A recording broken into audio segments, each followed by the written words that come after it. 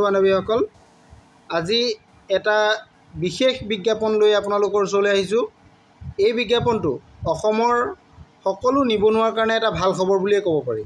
গতিকে বন্ধু বান্ধৱীসকলে ভিডিঅ'টো শেষলৈকে চাব, স্কিপ নকৰাকৈ, তেতিয়া সকলোখিনি কথা আপোনালোকে জানিব পাৰিব। গুৱাহাটীৰ কিছুমান পদৰ কাৰণে বিজ্ঞাপন আহিছে।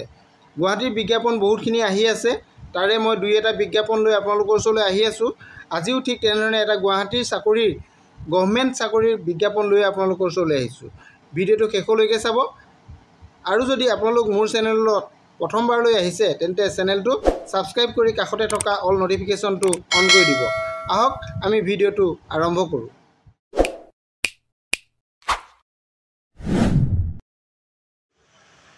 নমস্কাৰ বন্ধু বান্ধৱীসকল, আজি আপোনালোকৰ কাৰণে এটা বিশেষ বিজ্ঞাপন লৈ আহিছোঁ। এই বিজ্ঞাপনটো গুৱাহাটীৰ পৰা প্ৰকাশ কৰা হৈছে। আপোনালোকে নিশ্চয় এইটো দেখিছে, গুৱাহাটীৰ পৰা 14 মে'তে এই বিজ্ঞাপনটো প্ৰকাশ কৰিছিল। এতিয়া এই বিজ্ঞাপনটোৰ পদসমূহ পূৰণৰ কাৰণে আপোনালোকে কেনেধৰণে কামখিনি কৰিব লাগিব সকলোখিনি মই জনাম। আপোনালোকে ভিডিঅ'টো শেষলৈকে চাই থাকিব। প্ৰথমতে আমি আহোঁ, পদ কি কি আছে আপোনালোকে চাওক। পদ আছে আপোনালোকৰ ইয়াতে পিয়নৰ পদ আছে, ড্ৰাইভাৰৰ পদ আছে আৰু প্ৰচেছ চাৰ্ভাৰ পদ আছে। এই তিনিটা পদ ইয়াতে আছে। ইয়াতে মুঠ পদ আছিল আপোনালোকৰ ইয়াতে পিয়নৰ পদ আছে 11, ড্ৰাইভাৰ পদ 2টা আৰু প্ৰচেছ চাৰ্ভাৰ পদ আছিলে 2টা। এইকেইটা পদৰ কাৰণে আবেদন বিচৰা হৈছিল। এতিয়া আপোনালোকে চাব, পিয়নৰ পদটোৰ কাৰণে আপোনালোকৰ দৰমহাটো কিমান দিয়া হৈছিল, 12,000 টকাৰ পৰা 52,000 টকা, scale pay plus grade pay 3,900 টকা। আৰু এই পদকেইটা টোটেল 11টা পদৰে আপোনাৰ কেটেগৰী ৱাইজত ভাগ আছিল। OBC 6টা, SC 3টা, ST প্লেনৰ 1টা আৰু ST হিলছৰ 1টা। আৰু ড্ৰাইভাৰ পদ আছিল আপোনালোকৰ 2টা। তাৰে দৰমহাটো আপোনালোকৰ যিটো স্কেল পেটো 14,000 পৰা 70,000 টকা আৰু গ্ৰেড পেটো 5,200 টকা। এই দুটা পদৰে এটা আনৰিজাৰ্ভ আৰু আনটো হৈছে ST হিলছৰ কাৰণে ৰিজাৰ্ভেশ্যন আছে। আৰু প্ৰচেছ যিটো চাৰ্ভাৰ পদ আছে তাৰ দৰমহাটো 14,000 টকাৰ পৰা 70,000 টকা, এইটো স্কেল পে আৰু গ্ৰেড পেটো হ'ব 5,200 টকা। দুটা যিহেতু পদ আছে তাৰে এটা OBC আৰু এটা SCৰ কাৰণে ৰিজাৰ্ভেশ্যন আছে। আৰু এতিয়া আমি এই পদকেইটাৰ বিষয়ে জানিলোঁ। এতিয়া আমি আবেদনৰ তাৰিখকেইটা চাই লওঁ। ইয়াত আবেদনৰ তাৰিখটো আপোনালোকে চাব পাৰিব।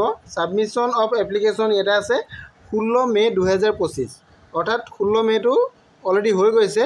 আৰু লাষ্ট ডেটটো আপোনালোকে চাওক 31 মে' 2025 দিয়া হৈছে। আজি মই সেইটোৱে আপোনালোকক ক'ব বিচাৰিছোঁ যে ইয়াৰ লাষ্ট ডেটটো 31 মে' আছিলে।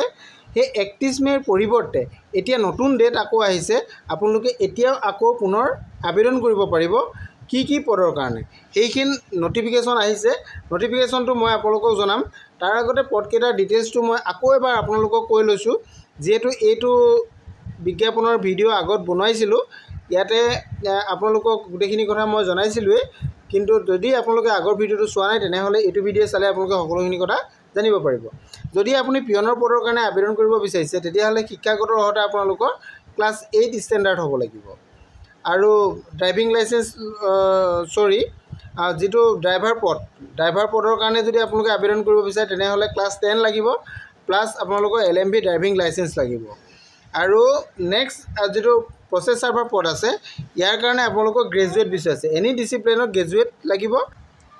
আৰু আপোনালোকৰ ইয়াতে অফিচ লেংগুৱেজ আছামিজ জানিব লাগিব। এইকেইটা আছিলে। আৰু ইয়াৰ কাৰণে আপোনালোকৰ পদখিনি যিহেতু আপোনালোকে গম পাইছে যে কামৰূপ মেট্ৰ' ডিষ্ট্ৰিক্ট জুডিচিয়াৰীৰ পৰা এই পদসমূহ আহিছে। ইয়াৰ মেইন যিখন নটিফিকেশ্যন এতিয়া নতুনকৈ যিখন আহিছে এইখনৰ বিষয়ে মই আপোনালোকক এতিয়া দেখাই দিম, আপোনালোকে চাই থাকিব।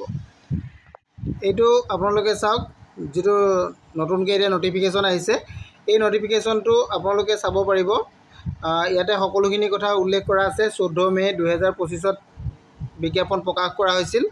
ইয়াতে আপোনালোকৰ পিয়ন আৰু প্ৰচেছ চাৰ্ভাৰৰ পদৰ কাৰণে পুনৰ নটিফিকেশ্যন আহিছে।